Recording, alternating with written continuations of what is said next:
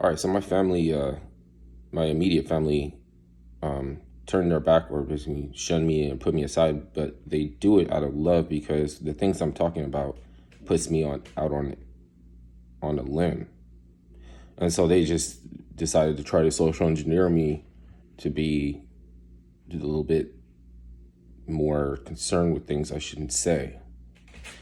Um, now, the extraterrestrials and why this relates to that, right, is because they only contrive out of interactions with human. For to look at the occult, you might have to become a little bit arrogant, right? Why is that? The occult is hidden metaphysical information that you need to save your culture, to preserve your culture. Then once you realize what it is, you have to remystify it. You have to occult it again. You know what I mean?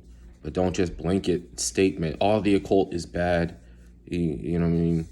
Like occulting is evil and you're sucking Satan's dick. Because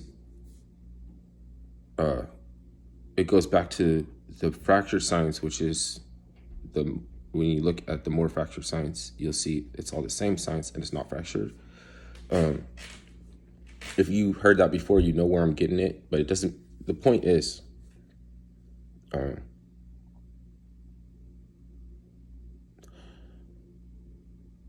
you want to remove the indoctrination. That's the purpose for science, because you're believing in a sign, but it's something you forgot. Something you forgot. You don't learn something new. You just allow yourself to be able to remember. Like when you go into hypnosis, you can start to recall certain things. And when you go into a trance, members of your community has to pull you out of the trance, or they can hurt you. Sending you into a trance, it can hurt you. But there's ways to do it. Like you can hypnotize a damn chicken.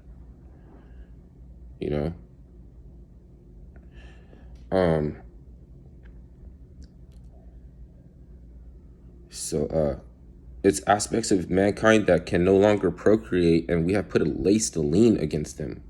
We have placed a lien against aliens. Do they know? Do they meet aliens? Are you allowed to do that? Because what's your sources that aliens existed? It's not like that. Okay, it's not like that at all. How come they can no longer procreate? Okay, there were cities that were destroyed by an archangel, right? But is that what happened? Did they destroy the city by an archangel, or did the society collapse and diaspora? And we need these allegories to talk to people. I don't want to say dumbasses, because I was completely not aware. At one point in time, I wouldn't know what the fuck I was talking about either. So there's that. I'm not mad about that. I just I'm just kind of hyphy. You know what I mean? Sometimes I listen to Hannibal Barca, talk about, or you don't know Hannibal Barca. He's dead. You don't ever tell me Hannibal Barca is dead. That's my uncle. Like, you know who I am? Like, I mean, I wasn't a big shit maybe, but fucking, right? In Atlantis, everybody had something that they were doing that you could call the work, that we would be able to preface it being the work. You know what I mean? And we've been distracted. Now you think that there's something you have to do, and it's the intent. It's like the cycle of consuming flesh. You know what I mean? Like, no, like you're doing that because you're responsible to do that. You owe it to yourself. Everything that's good that you do is something you owe it to yourself, and you didn't even do for anybody else. Why is that? Help is too prompt. It has become a bad word. Even if everybody says, "Oh, we want to help you, we want to help you," they know that if I try to help you, you know what I mean, that it's gonna expose this whole game that you're playing. If I'm helping you, then none of this narrative works. And it's the same narrative that was going to keep me safe. It was the same narrative to where I don't voice harmful opinions and don't rock the boat. And that way I was going to live a long, healthy, happy life. And that's the reason why they pushed me away in the first place. Because they didn't know that they couldn't just knit a Jingle Bell costume and give their son to go off and fight alongside King Arthur, because they thought he would get laughed out of his unit. Instead, King Arthur said that since you're making my soldiers laugh, I'm not going to ignore you. You're going to have to stay by my side at all times as my fool. And then he ends up going on all the campaign with King Arthur more so than anyone else. Now, I'm not saying that it's my destiny or anything to do more than anybody else, but maybe I can't help, but maybe it's the easiest thing, because I am the master of getting things done the wrong way. I caused a triple play. But it was an error.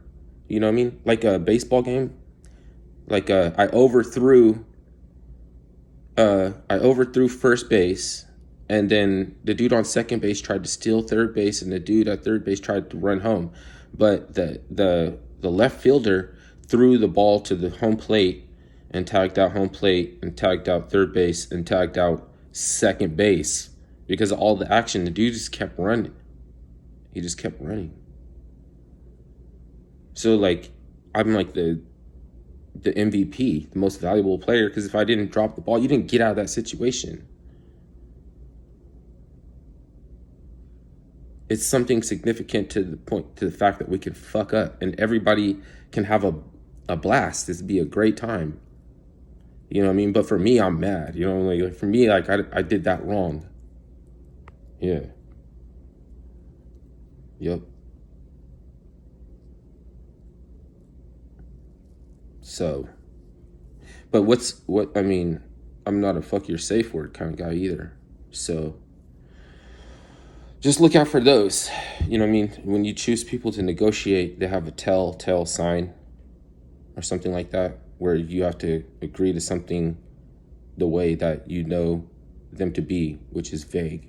Just being vague. Trying to be ambiguity. But you want to work with people, you don't want to be ambiguous.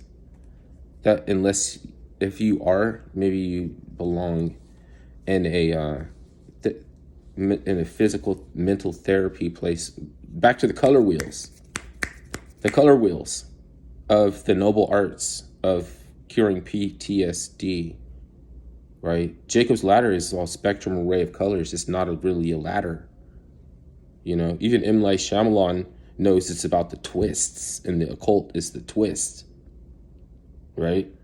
But it's color is reverberation and feeling, and you can use them to make up your own mind how you feel about anything. You know what I mean?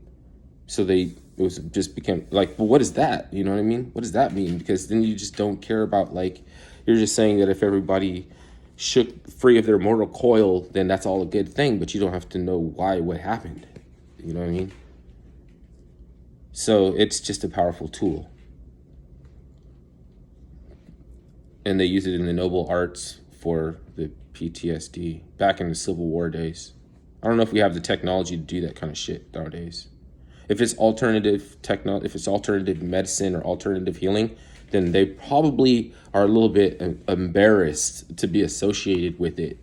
You know, but that doesn't mean that there isn't quack science too.